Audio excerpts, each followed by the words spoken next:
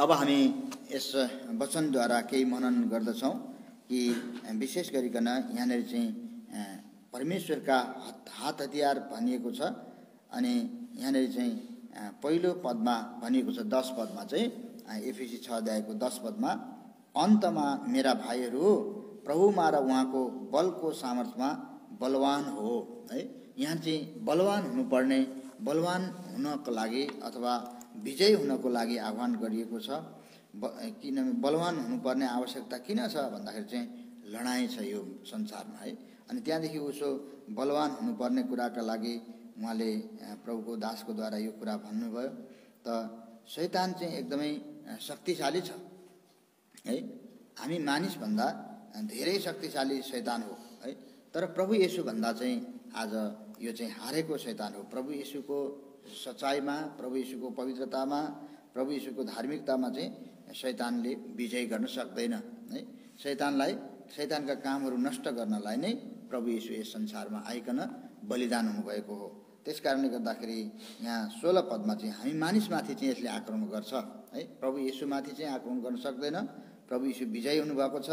त्यसैले अब 16 पदमा चाहिँ हामी देख्छौँ यहाँनिर चाहिँ कि शैतानका धूर्त युक्तिहरूका विरोधमा खडा हुन सक्नलाई परमेश्वरका सारा हतियारहरू धारण गर भनेर 16 पद होइन 11 पद है। यहाँ 11 पदमा यो कुरा बताएको छ है। 11 पदमा यो कुरा बताएको छ भनेपछि शैतान एउटा धूर्त युक्तिहरू लिएर उसले चाहिँ मानिस जातिलाई फसाउनको लागि अनेकौं किसिमका खराब कुराहरू चाहिँ यो संसारमा राखेको छ। यो कुराबाट हामी यो कुरा थाहा पाउँछौँ है। हाम्रो विषय अझै तल धेरै भएको हुनाले हामी यस विषयमा धेरै अल्म लिँदैनौँ। तर अब 12 पदमा भन्छ है। 12 पद पढ्नुहोस् त कसैले। यहाँनिर चाहिँ यो मासु र रगतको कुस्तीको कुरा गरिएको छ, लडाईँको कुरा गरिएको छ है। त्यसैले यो लडाईँ कस्तो खालको लडाईँ रहेछ यस सम्बन्धमा हामी अलिकति बुझ्छौँ। यसलाई चाहिँ असल लडाईँ पनि भनिएको छ। यो चाहिँ मासु र रगतको विरोधमा चाहिँ लडिने कुस्ती चाहिँ होइन रहेछ। 12 पद पढ्नुहोस् त।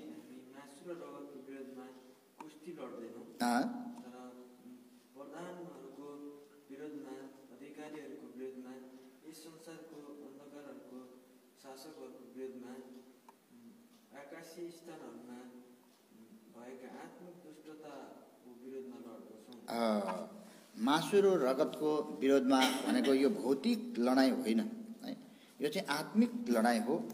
यो चाहिँ आकाशीय क्षेत्रहरूमा आत्मिक दुष्टताको विरोधमा लड्दछौँ अथवा अन्धकारको, यस संसारको अन्धकारको शासकको विरोधमा लड्दछौँ भनेर भन्छ है। यो चाहिँ वैचारिक लडाईँ हो है। विचार आउँदछ, द्वन्द्व गर्दछ अनि खराबी कुरा गर्न लगाउँदछ है। खराब कुरा गर्न लगाउँदछ। त्यो चाहिँ शैतानको धूर्त युक्ति हो है। खराब कुरा अनि असल कुरा पनि राखेका छन्। असल कुराहरूलाई चाहिँ गर्न नै दिँदैन है। यो कुराको सम्बन्धमा यहाँ प्रभुको दास पावलले यही उहाँको पत्रीहरूमा नै भन्नुभएको थियो है। रोमीको पत्रमा लेखेको छ, रोमी 7 अध्यायको 19-20 पदमा, जुन असल कुरा म गर्न चाहन्छु तर म त्यो गर्न सक्दिनँ, तर जुन खराब कुरा म गर्नै चाहन्न तर म आज त्यही गर्छु भने त्यो गर्ने चाहिँ म होइन रहेछु, पाप पो रहेछ जो म भित्र बास गर्दछ है। अब यो पापलाई लिएर यो खराब कर्म गराउने, खराब काम चाहिँ गराइहाल्ने, असल काम गर्न नदिने यो चाहिँ हाजिर छ। यो चाहिँ युद्ध गर्छ, यो चाहिँ लडाईँ गर्छ। यो चाहिँ आत्माको विरोधमा अभिलाषा गर्ने हो। गलाती 5 अध्यायको 17 पद अनुसार त्यहाँनिर भनेको छ शरीर आत्माको विरोधमा अनि आत्मा शरीरको विरोधमा अभिलाषा गर्दछ है। यसरी यो युद्ध, यो द्वन्द्व, यो लडाईँ भइरहन्छ। त्यसै कारण मान्छे कहिले अशान्त भएको हो, कहिले मान्छे एकदमै शान्तिमय बन्न जान्छ। जब खराबीले जित्छ अनि मान्छे अशान्त भइहाल्छ, जब असल कुराले जित्छ तब शान्त भइहाल्छ है। त्यसैले आज मानिसको आत्मा विजयी बनिरहनको लागि चाहिँ प्रभुले तपाईँ हामीलाई यो खाँटी शिक्षाको बन्दोबस्त गर्नुभएको छ है। मान्छेको आत्मालाई चाहिँ सधैँभरि विजयी बनिराख्नको लागि परमेश्वरले यो साँचो शिक्षा दिन चाहनुभएको छ है। यो कुराको सन्दर्भमा आज संसारमा सबै कुरा प्रशस्तै छर्लङ्गै छ। जसरी घाम लागिरहेको हुन्छ दिनमा, रातमा जुनमा पनि उज्यालै देखा परेको हुन्छ। तर घाम लागे जत्तिकै छर्लङ्गै छ। यदि आत्मामा आउने हो भने आत्मामा आएर आत्माद्वारा यी कुराहरू चाहिँ तपाईँ हामीले मनन गर्न पायौँ भनेदेखि चाहिँ छर्लङ्गै छ, छ्याङ्गै छ, बुझिन्छ। तर किन बुझिँदैन त है? किन बुझिँदैन भन्दाखेरि अदृश्य क्षेत्रमा अन्धकारको शासक छ, अन्धकारको शासक छ।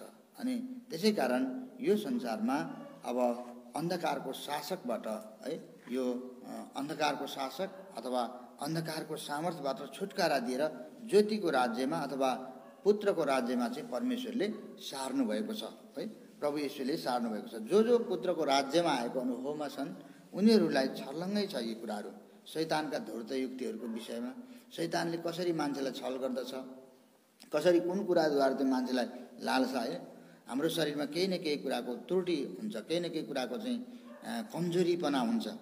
त्यो कमजोरीपनालाई थाहा पाएर शैतानले त्यही कुरामा चाहिँ है उस्काउँछ, हामीलाई उकास्छ, अनि त्यहाँदेखि फसाउँछ र विजयी भन्छ, अनि मान्छे अशान्त बन्छ है। अशान्ति भन्ने कुरा चाहिँ त्यो। त्यसकारण यहाँ परमेश्वरले के गर्नुभएको छ भने शैतानले त युद्ध गर्ने नै रहेछ, लडाइँ गर्ने रहेछ। परमेश्वरका जनहरूलाई चाहिँ निल्नको लागि उसले के गर्छ? पहिला पत्रुस 5 अध्यायको 7 पदमा 8 पदमा पढ्नुहोस् त। यो चाहिँ एकदमै विरोधी शैतान चाहिँ कहाँ भेटौँ र निलौँ भन्दै गर्जने सिंह जस्तै खोजी हिँड्ने नै रहेछ। त्यसो भएको हुनाले अब यसको विषयमा चाहिँ सचेत रहन हामीलाई आह्वान गरिएको छ है। पहिला पत्रुस 5 अध्यायको 8 पदमा पढ्नुहोस् त। 8 पदमा 7 र 8 दुइटै पढ्दिउँ। सचेत रहो, जागा रहो,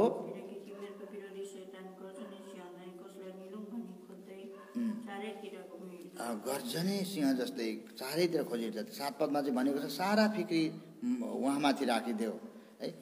फिक्रीहरूद्वारा पनि यसले आक्रमण गर्छ। त्यसकारण उपाय दिएको छ 7 पदमा, परमेश्वरका के अरे सारा फिक्री ममाथि राखिदेऊ अथवा परमेश्वरमाथि राखिदेऊ, उहाँले तिमीहरूको फिक्री गर्नुहुन्छ भनेर भनेको छ।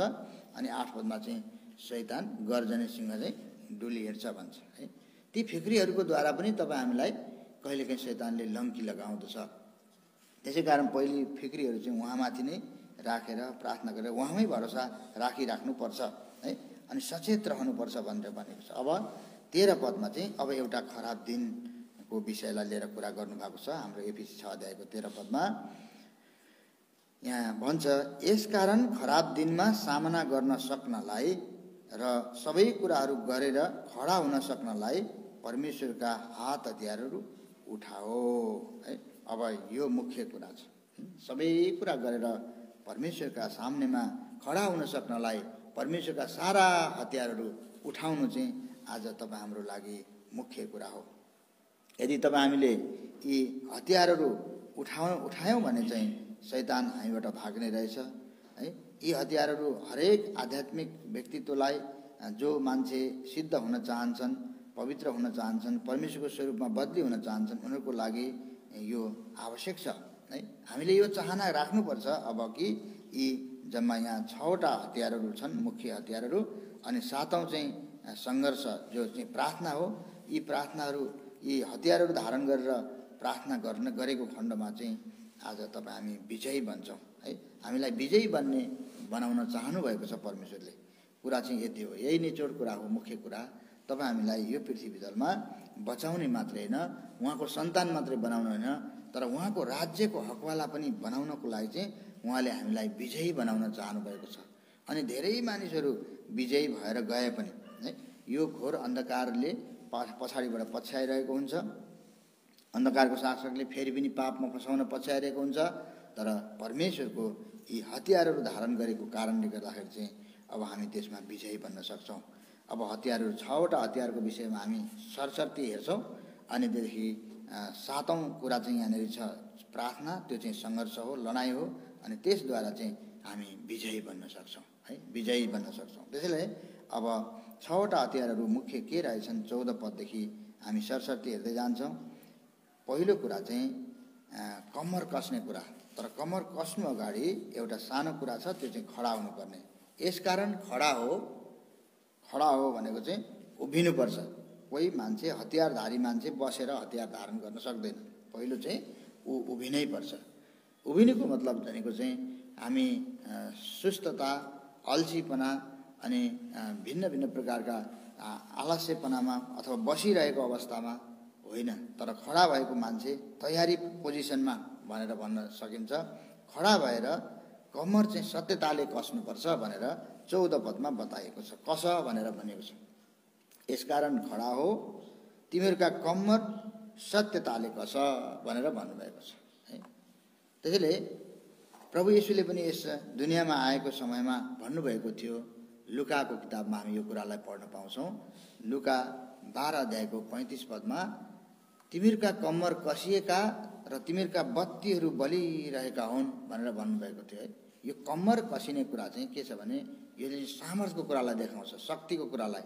कम्मरमा पेटीहरू, आज पटुकाहरू जे पनि कम्मरमा बाँधेर मान्छेले काम गर्न सक्छ है। हाम्रा पिता पुर्खाहरू, हाम्रा आमाहरू, हाम्रा बुवाहरूले कम्मरमा लामो पटुका टुई टुई बाँध्थे अनि पहाडमा धेरै ठुला ठुला कामहरू उहाँहरूले गर्नुहुन्थ्यो। धेरै दिनभरि पनि खट्न सक्ने है त्यो कम्मर कसेपछि। त्यसैले कम्मर कसिने कुरा चाहिँ शक्तिको कुरालाई देखाउँदछ। शक्ति चाहिँ केमा छ भन्दाखेरि चाहिँ सत्यतामा छ है। जहाँ सत्य छ त्यहाँ शक्ति छ, सत्य छैन शक्ति छैन। त्यसैले गर्दा यो आध्यात्मिक जीवनको शक्ति चाहिँ सत्यताको शक्ति हो, पवित्रताको शक्ति हो, धार्मिकताको शक्ति हो। त्यसै कारणले गर्दाखेरि यो सत्यताले कम्मर कसनु भन्ने कुरा चाहिँ मुख्य कुरा हो है। अनि यो विषयमा चाहिँ तिमीहरूका कम्मर कसिएका र बत्ती बलिरहेका हुन् भनेर प्रभु यीशुले लुका 12 अध्यायको 35 पदमा भन्नुभएको कुरा अनुसार आज हामीले सचेत भएर सत्यताले कम्मर कसनुपर्छ। अझै यो चाहिँ पहिला पत्रुसकै किताबमा पनि छ एउटा, त्यसलाई चाहिँ पढौँ त हामीले कसरी चाहिँ अगाडि बढ्न सक्छौँ भन्ने कुरा। पहिला पत्रुस 1 अध्यायको 13 पद, पहिला पत्रुस 1 अध्यायको 13 पद यहाँनिर स्पष्ट गरिकन भनिएको छ कि त्यहाँ पनि सचेत भएर मनको कम्मर पनि कस। यसकारण आफ्ना मनका कम्मर कस, सचेत रहो, अनुग्रहमाथि पूर्ण रूपले आशा राख। येशू ख्रीष्ट अब प्रकट हुनुहुन्छ त्यतिखेर त्यो अनुग्रह लिएर आउनुहुन्छ। त्यसैले हाम्रा मनका कम्मर पनि कस्नुपर्ने रहेछ। यो चाहिँ सत्यताले कस्ने कम्मर भनेको मनको कम्मर रहेछ है। आज मनको कम्मर कसेर हामी अगाडि बढ्नुपर्छ। यो हतियार नम्बर 1 हो है। अब हतियार नम्बर 2 छ, त्यो चाहिँ धार्मिकताको कवच धारण गर भनेर यही 14 पदकै अन्तिम खण्डमा बताएको छ। अब यो धार्मिकताको कवच भनेको चाहिँ के हो? कवच भनेकै के हो भन्दाखेरि चाहिँ छाती पाता, फलामे पाता भनेर यहाँ कवचलाई चाहिँ भनिएको छ। छाती पाता, फलामे पाता, जहाँ चाहिँ के गर्छ? प्रहार आउँदाखेरि रोक्न सक्छ। धार्मिकताको कवच धारण गरेपछि, छाती पाता, फलामे पाता धारण गरिसकेपछि अब दुष्टले अनेकौं प्रकारका प्रहार गर्छ। त्यो प्रहार गरिएका कुराहरूमा चाहिँ अब यो धार्मिकताले रोक्छ। यो धार्मिकता चाहिँ के हो भन्दाखेरि चाहिँ प्रभु येशू ख्रीष्टमाथि गरिएको विश्वासद्वारा हुने धार्मिकता।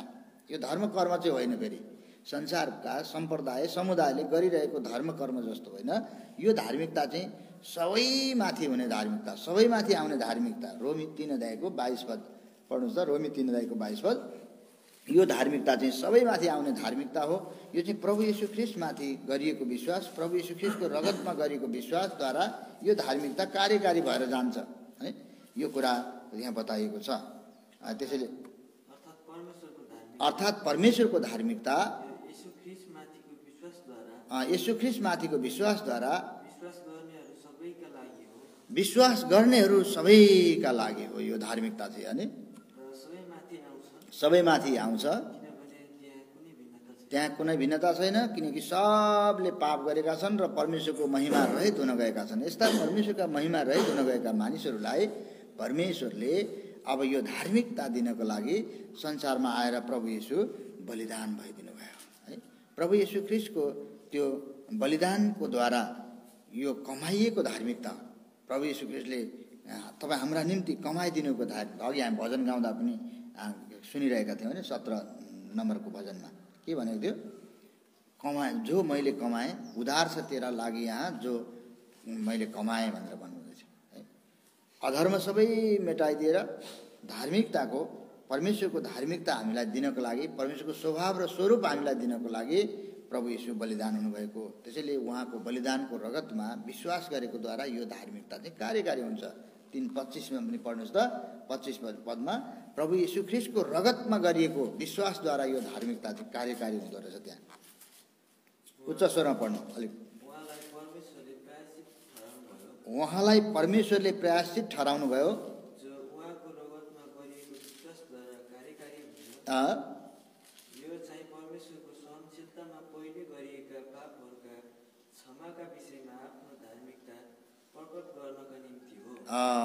पहिले जे पापहरू अन्जानमा मानिसहरूले गरे, नथापाई गरे, पापको विषयमा ज्ञान भएन, जे मनमा उत्तेजना भयो, उत्साह भयो, जे गर्न मन लाग्यो त्यही गर्दै गए। तर अब पाप चिन्ने ज्ञान दिएर, पापलाई चिनेर, अनि पाप के हो, पापको ज्याला के थियो, मृत्यु थियो भन्ने कुरा जानकारी दिएर, पापको ज्याला मृत्युको लागि चाहिँ प्रभु येशू नै मरिदिनु भयो हाम्रो लागि।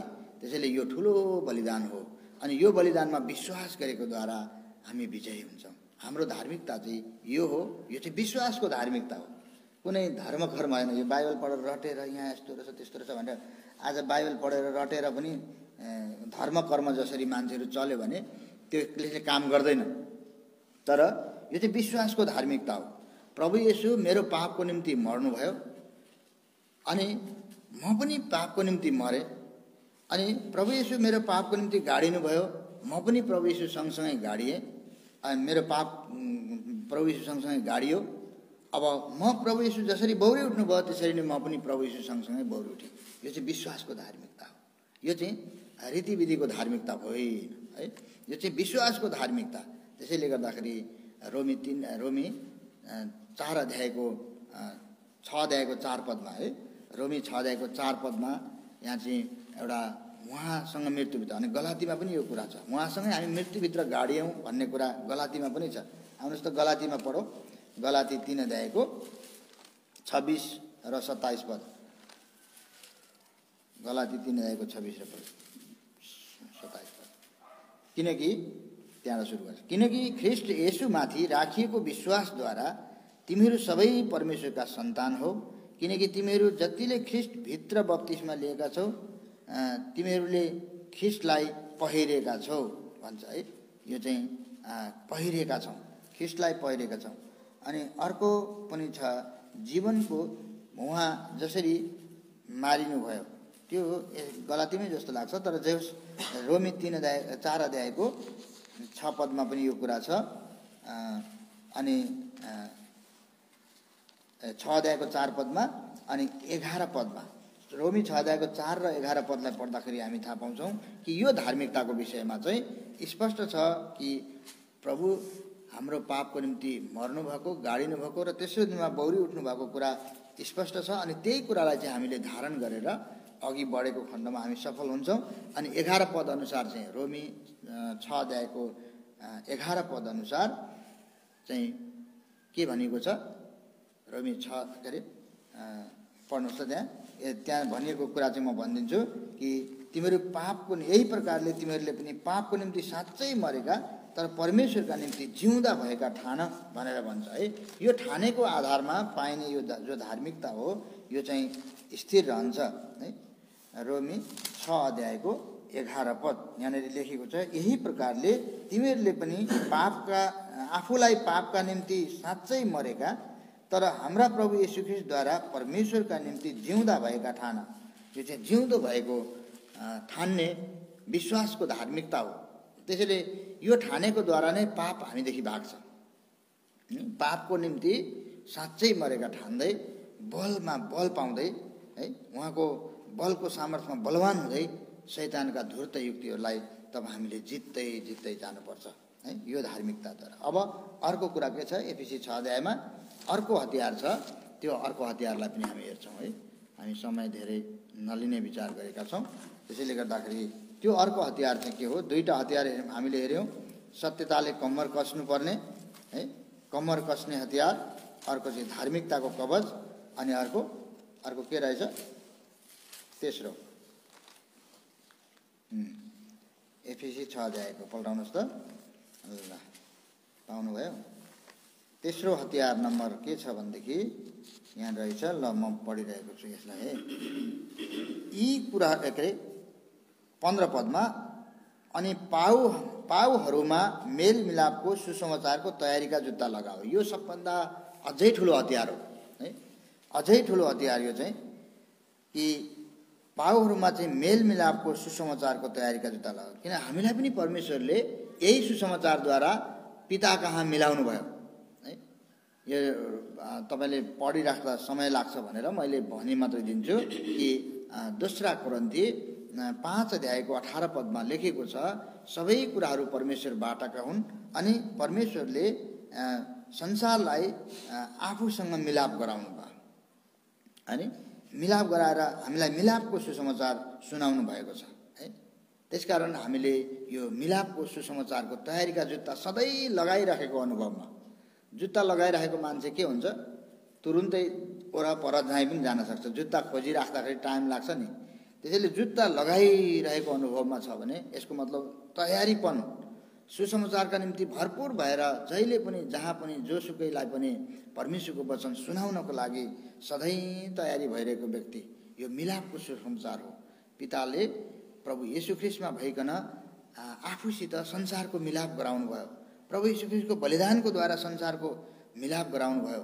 मेरो पनि मिलाप प्रभु येशू ख्रीष्टको क्रुसको बलिदानको रगतको द्वारा पितासँग भएको छ भन्ने कुराको ग्यारेन्टीका साथमा आफै हामी अब यो सत्य वचन, यो सत्यको वचन, मुक्तिको शुभ समाचार सुनाउनको लागि सधैँभरि तयार रहिरहनुपर्छ। यसद्वारा हामी जितिन्छ है। अनि सुनाइरहेपछि के हुन्छ, तत्कालै पापमा फेरि फस्ने सम्भावना हुँदैन। कि यदि तपाईँ हामी यी कुराहरू गुपचुपमा राख्छौँ, लुकाउँछौँ अनि लुक्छौँ है भनेदेखि चाहिँ पापले हामीलाई राज्य गर्छ, पापले हामीलाई थिच्छ, कुनै न कुनै प्रकारले थिच्छ। त्यसकारण खराब दिनमा चाहिँ सामना गर्न हामी सक्दैनौँ। त्यसकारण यो सुसमाचार एउटा ठुलो हतियार हो हामी पापबाट बाँच्नको लागि अथवा शैतानका धूर्त युक्तिहरूबाट बाँच्नको लागि। यो सुसमाचार ठुलो हतियार हो। त्यसकारण 16 पदमा हुन्छ, यी सबै बाहेक अझै ठुलो हतियार आयो। अब सुसमाचार सुनाउने त थुप्रै मान्छेहरू छन्, प्रचारकहरू संसारमा, कति मान्छेहरू तालिम लिएर हजारौँ मान्छेहरू चाहिँ प्रवेश गरेका छन् सुनाउनको लागि, तर विश्वास चाहिँ हृदयमा नहुन पनि सक्छ। त यी सबै बाहेक भन्नुको अर्थ चाहिँ हो, यी सबै बाहेक विश्वासको ढाल उठाऊ, जसद्वारा दुष्टका सबै अग्निबाणहरू निभाउनलाई तिमीहरू समर्थ हुनेछौ। यो धूर्त शैतानले मान्छेको हृदयको विश्वासलाई हेर्दछ। यो हृदयको विश्वास प्रभु येशू ख्रीष्टको त्यो मृत्युञ्जयको शक्तिमाथि, मारा जवाई गाडा जवाई बोरी उठाएको शक्तिमाथि, प्रभु येशू ख्रीष्टको रगतको शक्तिमाथि है, परमेश्वरको वचनको शक्तिमाथि है, यो सबै कुरा परमेश्वरको साँचो शिक्षाको शक्तिमाथि विश्वास गर्ने हरेक व्यक्ति विजय भएर जान्छ। त्यसै कारण यो शैतान चाहिँ का सबै दुष्टका अग्निबाणहरू चाहिँ विश्वासद्वारा चाहिँ निभ्ने रहेछन् है। विश्वास चाहिँ एउटा ढाल हो। ढाल भनेको चाहिँ छेक्ने कुरा हो। जब त्यो जहाँ आन्दोलन हुन्छ, लडाइँ हुन्छ, त्यतिखेर त्यो कटबाँसको यसो दोब्रेको ढाडतिर लगाएको हुन्छ नि पुलिसले, थाहा छ? त्यो पनि पुलिस भएको होइन पहिले, त्यतिखेर बोक्यो होला है, म्यादी पुलिस हुँदाखेरि। अब यस प्रकारले त्यो ढाल भनेको चाहिँ ढाडतिर लगाउने, यता दाहिनेपट्टि देब्रेपट्टि पनि लगाएको छ, पुमतिर पनि लगाएको हुन्छ। त्यहाँ चाहिँ ढुङ्गा हान्दाखेरि त्यो ढुङ्गा त्यही ढालमा ठोकिएर उछिटिन्छ, बाहिर जान्छ है। त्यसले गर्दा छेक्ने कुरा हो त्यो चाहिँ। जब विश्वास हाम्रो हृदयमा हेर्छ दुष्टले, एकपटक विश्वास चाहिँ छैन, तर येशूले प्रचार गरेको के को नाममा, येशूले पावलले प्रचार गरेको येशूको नाममा दुष्ट आत्मा निकाल्न खोजे, त इस्केवा नाम गरेका पुजारीका 7 जना छोराहरूले यसै गर्थे भनेर प्रेरित 19 अध्यायमा लेखिएको छ है। प्रेरित 8 अध्यायमा कि 19 अध्यायमा। त्यतिखेरको समयमा त्यहाँनेरि दुष्ट आत्माले देख्दो रहेछ मान्छेको हृदयको विश्वास। त्यहाँ उसले भने, म पावललाई पनि चिन्छु, येशूलाई पनि चिन्छु। पावलले प्रचार गरेका येशूको नाममा दुष्ट आत्मा निकाल्न खोज्थे, तर दुष्ट आत्माले स्वयं भन्दैछ, म पावललाई पनि चिन्छु, येशूलाई पनि चिन्छु, तर तिमीहरू चाहिँ को हो भनेर भने। तर उनीहरूसँग प्रभु येशूमाथि गरिएको विश्वास थियो भनेदेखि त्यो विश्वासको आधारमा उनले येशू देख्ने थियो, दुष्ट आत्माले येशू देख्ने थियो, अनि दुष्ट आत्मा आफै परपरै भाग्ने थियो। कयौँ प्रभुका दासहरूको हृदयभित्र प्रभु येशूलाई विश्वास गरेको कारणले गर्दाखेरि दुष्ट आत्माले येशू देख्थ्यो है। पहिले प्रभुका दासहरूलाई चाहिँ यिनीहरू परमेश्वरका जनहरू हुन् भनेर दुष्ट आत्मा पछि लाग्थ्यो है। त्यसैले अब यो हाम्रो हृदयको विश्वास चाहिँ परमेश्वरले पनि हेर्नुहुन्छ, दुष्टले पनि हेर्छ। अनि दुष्टले हेरेर तपाईँ हामीलाई आक्रमण गर्छ, विश्वासमा घटी छ भनेदेखि हामीलाई दुष्टले आक्रमण गर्छ। भूत आत्माले, प्रेत आत्माले, दुष्ट आत्माले पनि आक्रमण गर्ने कारण चाहिँ त्यो हो। कतिजना विश्वासीहरू छन् तर उनीहरूलाई दुष्ट आत्माले घरिघरि पछ्याइरहन्छ। के कारणले? विश्वासको घटेको कारणले। विश्वासको ढाल नदेखेर त्यहाँ चाहिँ आक्रमण गर्छ र विजय पनि हुन्छ कहिलेकाहीँ। त्यसैले गर्दा तपाईँ हामीले विश्वासको ढाल चाहिँ उठाउनुपर्छ। यो चाहिँ विश्वासद्वारा कार्यकारी हुने हो है। विश्वास बिना चाहिँ असम्भव छ, परमेश्वरलाई खुसी पार्नु पनि असम्भव छ। विश्वास बिना चाहिँ आज केही कुरा पनि असम्भव छ है। विश्वास बिनाको प्रार्थना पनि असम्भव छ, प्रार्थना सुनाइ पनि हुँदैन। त्यसैले गर्दा यो विश्वासको ढाल उठाउनुपर्छ तपाईँ हामीले। यो चाहिँ सबै दुष्टका अग्निबाण निभाउन सक्ने सामर्थ्य हुनलाई विश्वासको ढाल उठाउनुपर्छ। यो चाहिँ हतियार नम्बर 4। अब हतियार नम्बर 5 मा चाहिँ यहाँनिर के छ? जसद्वारा तिमीले अग्निबाण अनि मुक्तिको टोप। अब हतियार नम्बर 5 मा चाहिँ मुक्तिको टोप, यसलाई चाहिँ मुक्तिको आशारूपी टोप पनि भन्छ है।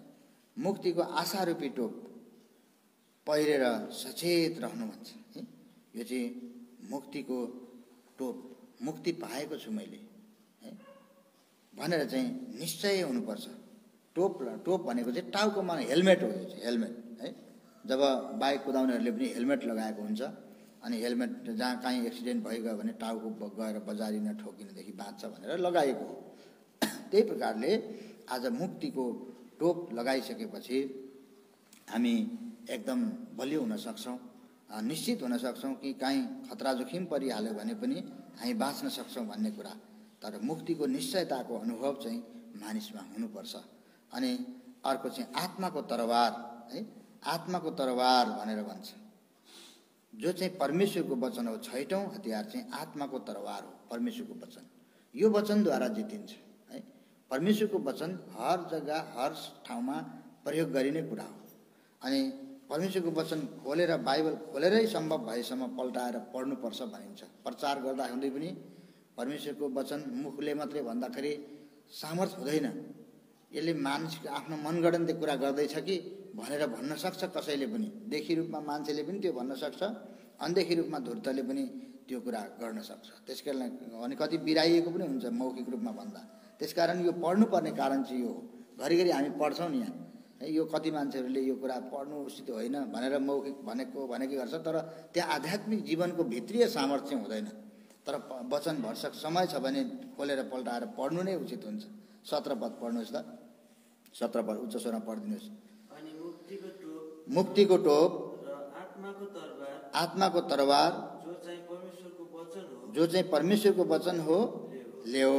अहिलेसम्म हामीले 6वटा सत्यताले कम्मर कस्नु, धार्मिकताको कवच लगाउनु, मेलको सुसमाचारको तयारीका जुत्ता लगाउनु, अनि विश्वासको ढाल उठाउनु, मुक्तिको टोप लगाउनु, परमेश्वरको वचन लिनु।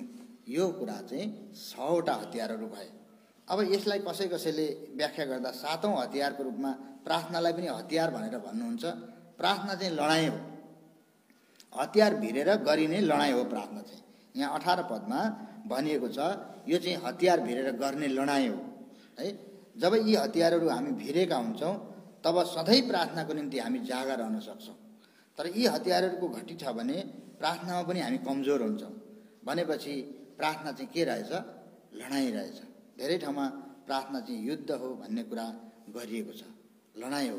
त्यसकारण लडाइँमा चाहिँ धेरैजना मान्छेहरू जान सक्दैनन्। अनि सेवामा पनि प्रार्थनाको सेवामा चाहिँ मान्छेहरू कम्ती मात्रै जान्छन्।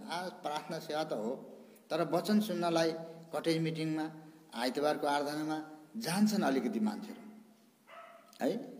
अझै वचन सुन्नको लागि त्यहाँनिर जान्छन्। अझै वचन मात्र होइन, अरू नयाँ अरू सामाजिक क्रियाकलापहरू छन् भनेदेखि त्यहाँ झन् धेरै मान्छेहरू हुन्छन्। तर यो प्रार्थनामा चाहिँ कम्ती मान्छेहरू हुन्छन्। पहिले नै पनि यस्तो हुन्थ्यो, अहिले पनि हुन्छ। पहिले एकपटक हामी मासु र रगतको विरोधमा कुस्ती लड्ने मान्छेहरू पनि थियौँ है। त्यतिखेरको जमानामा। अनि त्यतिखेरको समयमा हामी युद्ध लड्न जान्थ्यौँ। त्यो युद्ध चाहिँ कस्तो युद्ध हुन्थ्यो? अब त्यतिखेरको पञ्चायत काल थियो अनि पञ्चायत कालमा पञ्चायत विरोधी अभियानमा चाहिँ हामी लागेका थियौँ। प्रभुले त्यो बाटोबाट भएर आउन मलाई पनि दिनुभएको। अनि हामी 10 जना निस्किन्थ्यौँ है चोकमा है। अब चोकमा गएर बजारको चोकमा, अब जस्तै मानिलिउँ उदाहरणको लागि धरानको भानु चोकमा है, भानु चोकमा गएर अब पञ्चायती व्यवस्थाको विरोधमा नारा लगाउनु पर्थ्यो है। पञ्चायत व्यवस्थाको विरोधमा केमा अब कार्यक्रम देशैभरिको लागि आयोजना गरिएको हुन्थ्यो।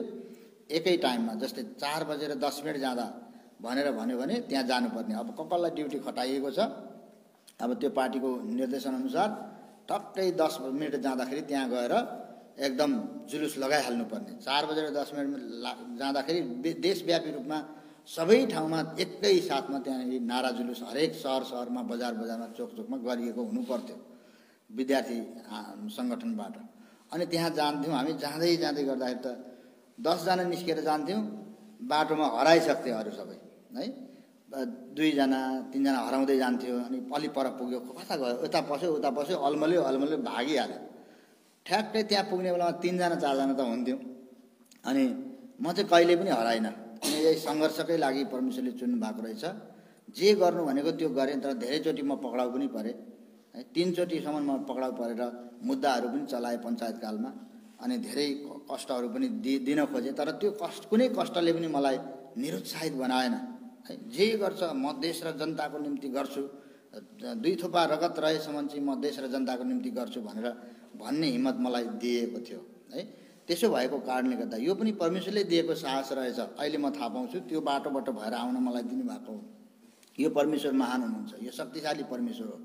त्यसैले गर्दाखेरि त्यसरी हामी जान्थ्यौँ र 10 जना हिँडेकोमा 3-4 जना मात्रै हामी त्यहाँ पुग्थ्यौँ। त्यो लडाइँमा जान डर हुन्छ नि त है। संसारमा रगत र मासुको विरुद्धमा कुस्ती लड्न पनि डर हुन्छ भनेपछि यो आध्यात्मिक जीवनमा पनि कई प्रकारका भुल गल्ती त्रुटिहरू, अविश्वासहरू, खराब शङ्काहरू, उद्वेगहरूको कारणले गर्दाखेरि मुख खोलेर प्रार्थना गर्न मान्छेले सक्दैन। के हो यो लडाइँ हो नि त है, लडाइँ हो। त्यस कारणले गर्दाखेरि आज संसारमा तपाईँ हामी आध्यात्मिक जीवनको यो उत्तम लडाइँ लड्नको लागि परमेश्वरले तपाईँ हामीलाई भन्नुभएको छ। यसका निम्ति के आवश्यक पर्दछ यो लडाइँमा? तिमोथीको किताबमा यीद्वारा लडाइँ लड्न सकिन्छ, नत्र यो कुरा छैन भने लडाइँ लड्न सकिँदैन। पहिला तिमोथी 1:18 र 19 पद है। यहाँ प्रभुको दास पावलले तिमोथीलाई बताउनु भएको छ, तर तिमोथीलाई मात्रै होइन हामी सबैलाई यो बताउनु भएको हो। ल पढ्नुहोस् त। यहाँ विश्वास र असल विवेकद्वारा चाहिँ यो लडाइँ लड्नुपर्छ, यो असल लडाइँ लड्नुपर्छ। पढिदिनुहोस् जसरी। पहिला तिमोथी 1:18 र 19 पद। हे छोरा तिमोथी, तिम्रो विषयमा पहिले गरिएका भविष्यवाणी मुताबिक पहिले गरेका भविष्यवाणी मुताबिक है। हे तिमोथी, तपाईँहरू पनि तिमोथी जस्तै हो। अनि पढौँ। तीद्वारा तिमीहरूले असल लडाइँ लड भने म तिमीहरूलाई यो आज्ञा सुन भन्छु।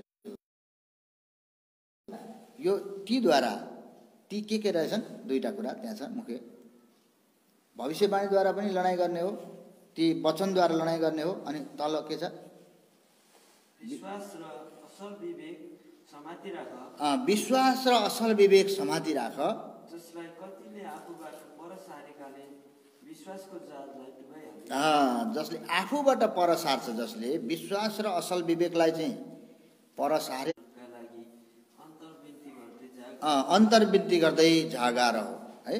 हर समय आत्मामा प्रार्थना गरेर अन्तर्विन्ती गर्दै जागा रहो है। अरू पवित्र जनहरूका निम्ति पनि सबैका निम्ति यो लडाइँ हो, सङ्घर्ष हो। त्यसैले रोमी 15:30 पदमा हामी पढ्छौँ, यो प्रभुको दासले यो विषयमा मसँगै मिलेर सङ्घर्ष गर भन्नुभएको छ है। यो चाहिँ प्रार्थना हो। प्रार्थनाको निम्ति तपाईँ हामी एकसाथ सङ्घर्ष गर्नुपर्छ मिलेर है। यो लडाइँ लड्नुपर्छ। यो असल लडाइँ लड्नको लागि 6वटा हतियार धारण गरेर प्रार्थना गर्दै अन्तर्विन्ती गर्दै जागा रहनुपर्छ। प्रार्थना चाहिँ लडाइँ हो। रोमी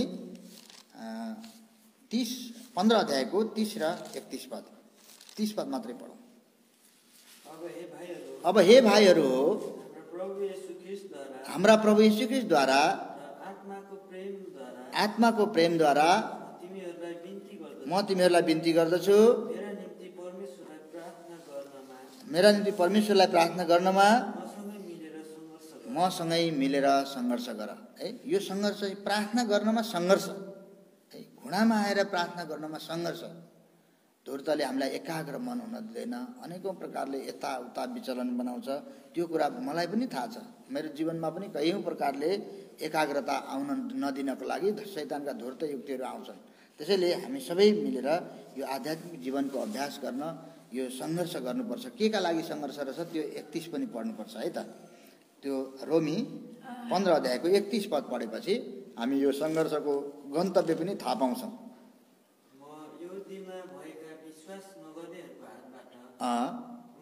यहुदियामा भएका विश्वास नगर्नेहरूको हातबाट उम्कौँ, यरुशलेमका निम्ति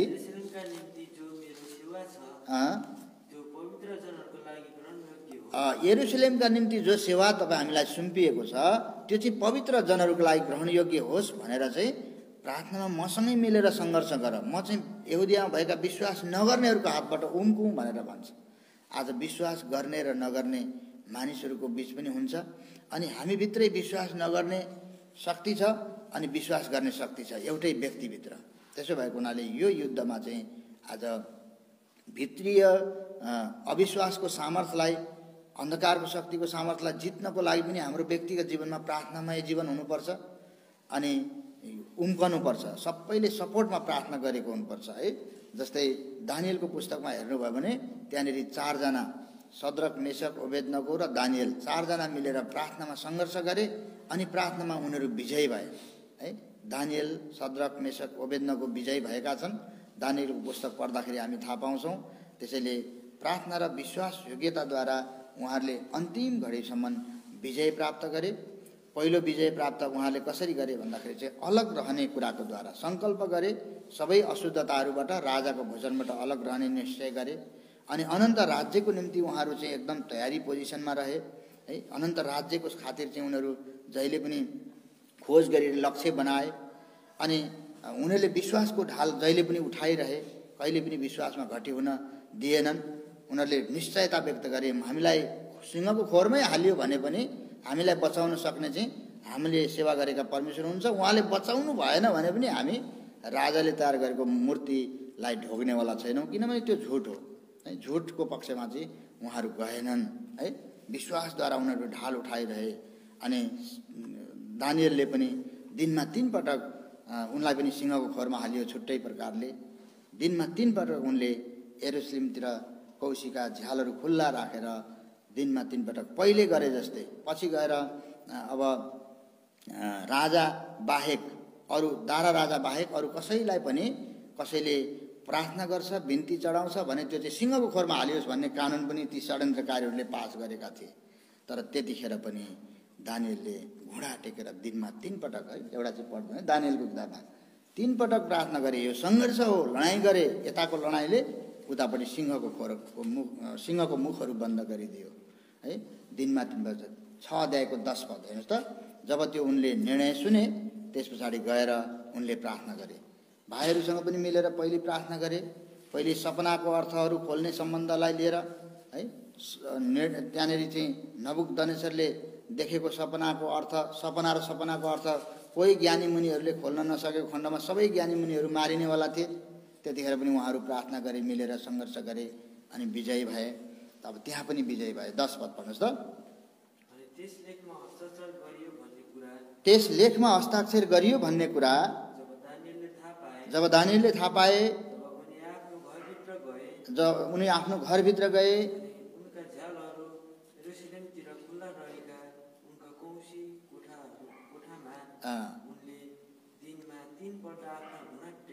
टेके पहिलेदेखि गरिए झैँ आफ्ना परमेश्वरमा प्रार्थना गरे, धन्यवाद चढाए। यसको परिणामस्वरूप त्यसै केही समयपछि नै उनले प्रार्थना गरिरहेको देखे। जासुसहरू आएर हेरे अनि त्यहाँदेखि त उनले प्रार्थना गरेको देखेपछि लगेर सिंहको खोरमा हालिनुपर्छ भनेर राजा कहाँ प्रस्तुत गरे। राजा दुखित भए। दानियल जस्तो प्रिय मान्छे थिए तर सिंहको खोरमा हाल्नु पर्यो आफैले हस्ताक्षर गरेको कानुनको आधारमा। अनि राजा पनि एकदम राजा दारा पनि एकदम अशान्त भएका थिए। दानिएललाई खोरमा हाल्नु पर्दा परमेश्वरले त्यो पनि देख्नुभयो अनि उनले अघिबाटै गरेको प्रार्थना पनि सुन्नुभयो। यो प्रार्थनाद्वारा विजय, यो चाहिँ विश्वासको प्रार्थना थियो। विश्वासको प्रार्थनाद्वारा तपाईँ हामी पनि विजयी बन्न सक्छौँ। त्यसैले गर्दा हामीलाई विजयी बनाउने यो कुरा छ। अनि एकदमै नम्रताको साथमा परमेश्वर कहाँ उपासना गर्ने कार्यद्वारा पनि हामी विजयी बन्न सक्छौँ। उनीहरूले नम्रताको साथमा परमेश्वरलाई उपासना चढाइरहे अनि साथसाथै उनीहरूले सबै प्रकारका डरहरूबाट छुटकारा पाए अनि उनीहरू सधैँ प्रार्थनाका योद्धाहरू थिए अनि उनीहरूले विजय प्राप्त गरे। उनीहरू लगायत अरू धेरै छन् विजय प्राप्त गर्नेहरू। अब हामी पनि विजय प्राप्त गर्नेहरू। यो विजय चाहिँ हाम्रो विश्वास नै विजय हो। पहिला यूहन्नाको पत्री 5 अध्यायको प्रभु येशूमाथि गरिएको विश्वास, प्रभु येशूको मृत्युञ्जयको शक्तिमाथि गरिएको विश्वास, यो विश्वास नै हाम्रो विजय हो अनि संसारमाथि जय प्राप्त गर्दछ। पहिला यूहन्ना 5 अध्यायको 3 देखि पढ्नुहोस्। किनभने हामीले उहाँका आज्ञाहरू पालन गर्नु नै परमेश्वरको प्रेम हो। उहाँका आज्ञाहरू कष्टपूर्ण छैनन्। परमेश्वरबाट जन्मिएको हरेकले संसारमाथि जय प्राप्त गर्छ। हाम्रो विश्वास नै यो विजय हो जसले संसारमाथि जय प्राप्त गर्छ। है, त्यसले संसारमाथि जय प्राप्त गर्ने त्यो हो जसले प्रभु परमेश्वरबाट जन्मेको छ। अझ एक पद पनि पढ्नुहोस् त, 5 अध्यायको एक पद। हरेक जसले येशू नै ख्रीष्ट हुनुहुन्छ भनी विश्वास गर्छ ऊ परमेश्वरबाट जन्मेको हो। जसले जन्माउनेलाई प्रेम गर्छ उसले त्यसलाई पनि प्रेम गर्छ जो उहाँबाट जन्मेको छ। त्यसैले तब हामी परमेश्वरबाट जन्मेकाहरूले जय प्राप्त गर्छौँ।